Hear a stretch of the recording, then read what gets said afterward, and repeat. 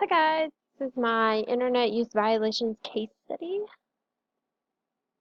Okay, so the first category was problem identification, and this was just what do I know, what do I need to know, and then identifying the problems in the case. So what I do know is that Miss Tate is a second year highly educated teacher. She is an older teacher for being a second year teacher as she has lots of education behind her, but she's still highly qualified for the job. Ms. Tate is struggling to build a relationship with the parents and students in the district. Ms. Tate has a structured classroom which focuses on academics more than building the relationship with students. Ms. Tate received an email on Sunday from an anonymous email address which linked to a Facebook page. On this Facebook page, Ms. Tate found highly suggested and offensive comments about her and her class on Facebook. And then the last comment said, "Who wants Miss Tate to disappear?" And then Dr. Smith, which is the principal who's highly respected, been in the community for a while, was made aware immediately of the actions, or immediately aware and actions were being taken. So what I need to know is who made the Facebook page. Are there any students who strongly dislike Miss Tate that would be capable of doing this?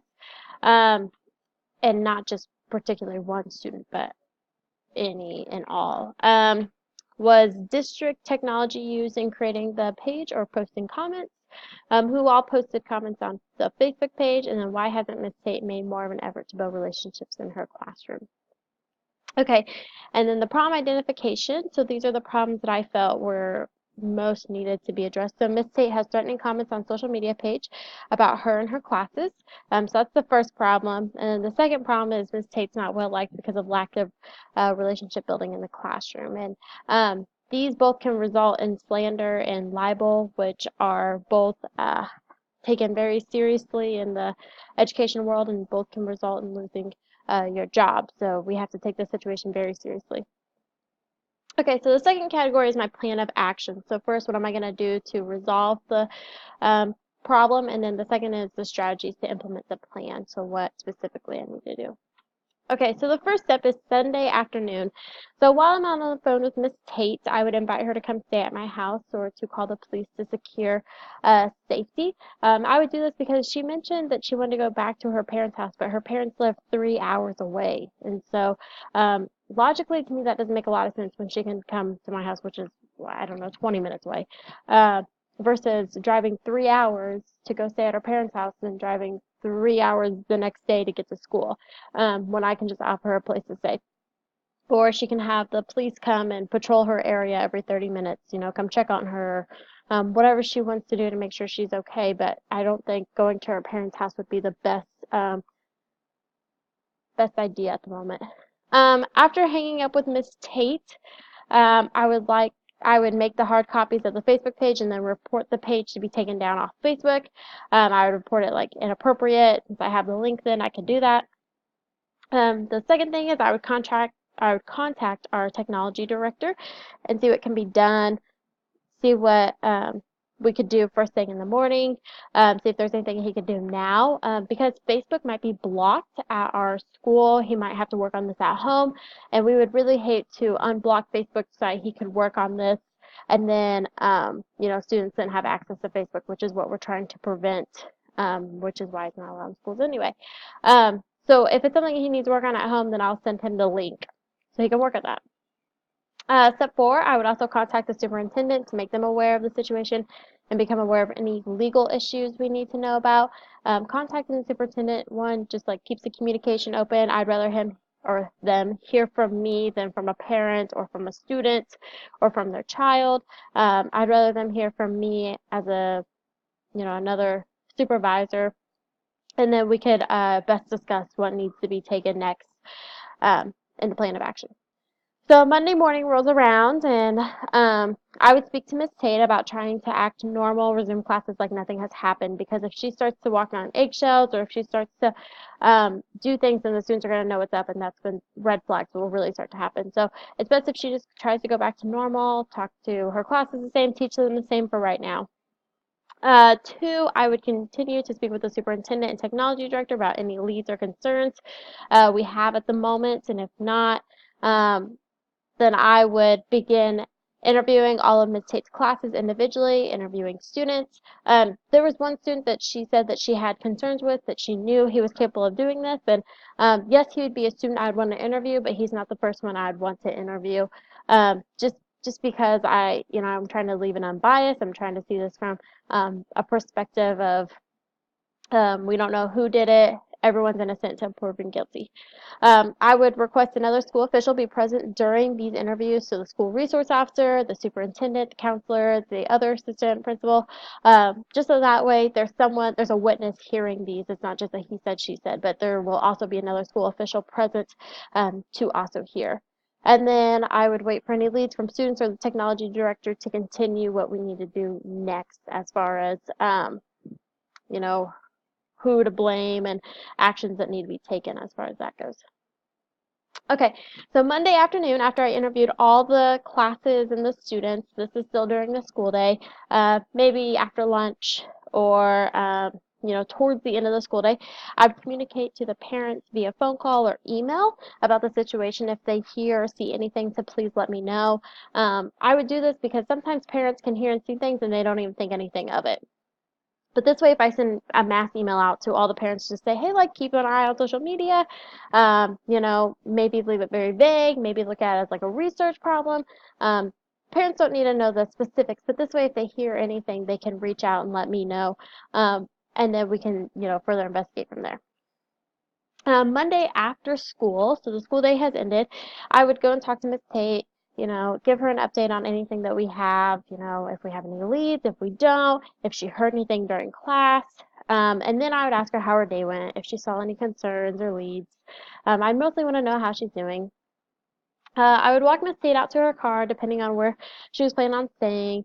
I maybe follow her home, or if she's coming back to my house, whatever she would decide. But I still want her to know that her safety is still my concern, and I'm still, thinking about her. We're still further investigating this. So we would continue investigating until we resolved and found the students or student or parents or the person who is in charge of this. Oops. Okay, so then my strategies. So obviously I need to be a mentor for Miss Tate. I need to just be there for her, let her know that I do have her best interest at heart, as well as the students. Um, my next strategy would be problem solving interviews. So knowing that, one question should lead after another, and that's something that I would need to prepare for before I had the interviews with students. I would need to write down my questions that I want to know and then stick to those questions during the interview.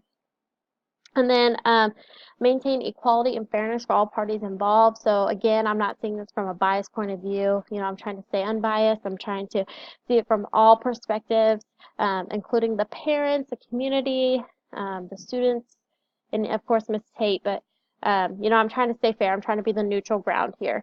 And then I want to stay open-minded. I want to assume nothing. I want to listen and hear and understand and know exactly what's going on before I start making assumptions, because they say not to make assumptions. Okay, so category 3 is the promoting success of all students. So what is best for the students and the resolution to the problem. So I did a little bit of research during this and what is best for all students. So Miss Tate, first of all, just looking at what's best for all students, Miss Tate needs to focus on building relationships with her students. And based on just a little bit of research, improving students' attitude towards classroom.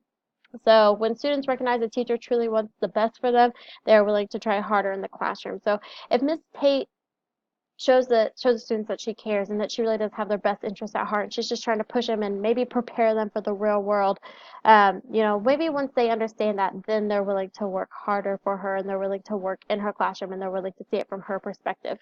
And then take a look at own teaching.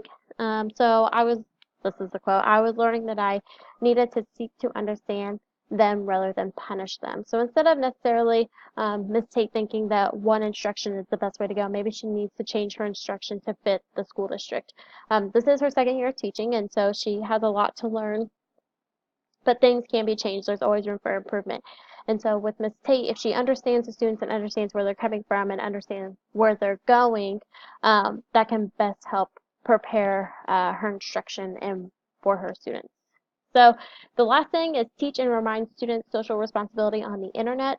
So obviously this is a big thing because with this, students need to be reminded of like, hey, just because you post it doesn't mean it goes away. It's there forever. And students need to be reminded of this, especially with the social media. So if they are going to use social media, let's teach them how to use it responsibly. What's appropriate to say, share and post, what's not. Hold them accountable for their words and let them know that something will be said and done.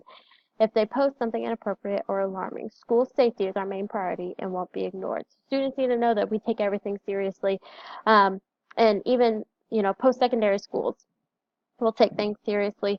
Um, what they post and these things never go away. At first it may seem like it does, but 10 years from now, 4 years from now, it could pop up again and they could be in some serious trouble. Okay, so the resolution to the problem. So first, I would take the problem day by day. I would try not to think ahead. I would probably just like look at what I have for this day and then I would just go for there. Like I said, I wouldn't assume anything. I would just take it one day at a time. I would try to be helping Miss Tate build relationships with her students and parents. I would try and help focus more on the parent side and so she could focus more on the student side. So anything I can do to help her, because once you build those relationships, that solves a lot of the classroom management and the environment. And students want to be there. You want your students to enjoy the class. So maybe in the next staff meeting or at the end service, I would mind the importance of building relationships in the classroom. Just, no matter when it is, where it's at, always focus on building relationships because it can help a lot. Um, and then the last thing, teacher reminds students the importance of internet safety. So maybe the tech director, the counselor, the principal, maybe a group of staff members host an assembly with each grade level about the social responsibility with internet. So this way, we can say all students heard it. We've taught you how to do this. Then maybe even the business teacher or the tech teacher can go in more in depth about, which they should be. It should be in their curriculum, but can go more in depth about the digital citizenship that goes with social media and the internet. Okay, so the category 4 is reflection. So what were you thinking, feeling, and valuing as you responded to this problem? And then what issues are still unresolved or open to further investigate?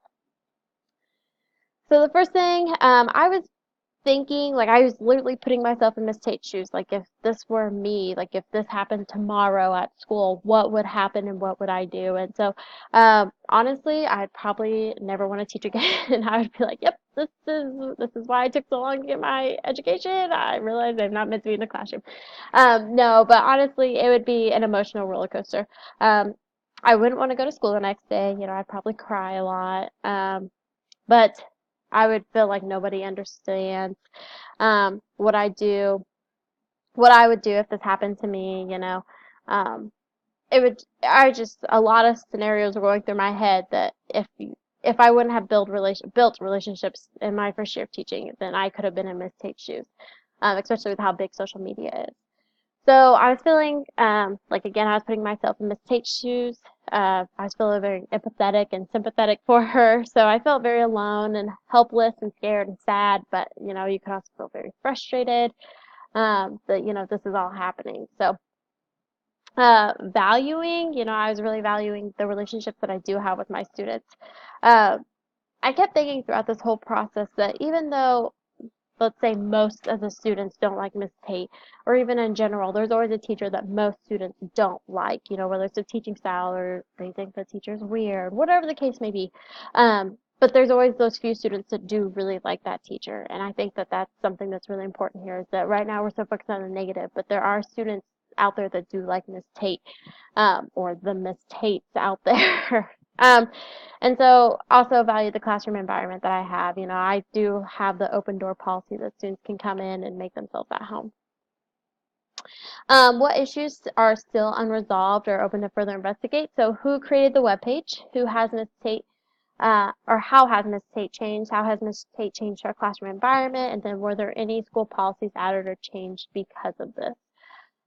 So I think that there could have been a lot of policies that could have been added or changed because of this, or even with the faculty. So that's something to look into. Okay, the category 5 is reflection on integrity, fairness, and the ethical matter. So how do I apply integrity to this case? How do I